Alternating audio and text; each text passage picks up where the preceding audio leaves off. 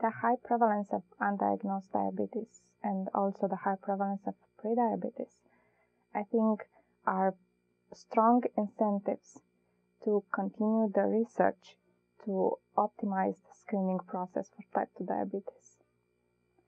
Currently, the panel of tests that are used to screen for type 2 diabetes include fasting glucose, hemoglobin A1C, and the oral glucose tolerance test. And there are published many studies which have compared these screening methods. But those studies provide information about their performance in the laboratory, but do not provide information about their use in the clinical settings.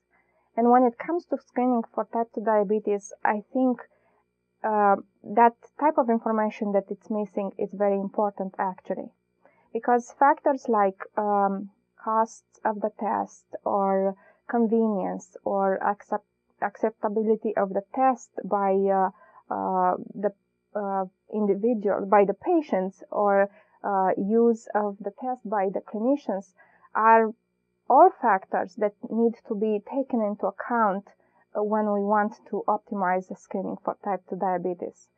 So this is the context in which we would like to do our research project.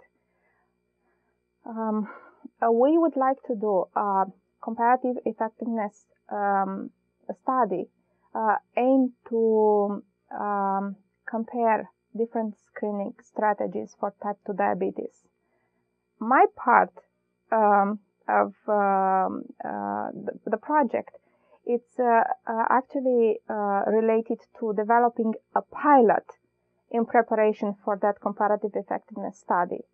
A pilot in which we want to examine the feasibility of the recruiting strategies we plan to use in the large-scale study, the feasibility of working with the clinical practices where we want to recruit our participants. And the third objective of the pilot would be to gather the data that would help us plan for the sample size for the large study. So being involved in this project right from the beginning, from the concept phase, being involved during the design and being involved in the actual implementation, I think it's a great opportunity for me as a student. I am learning a lot. Clinical trials, those who are involved in doing them know they are very complicated. Clinical trials are all unique. They don't fit really a template. Each is different. So learning about all the different aspects of planning and implementing is a great opportunity for me.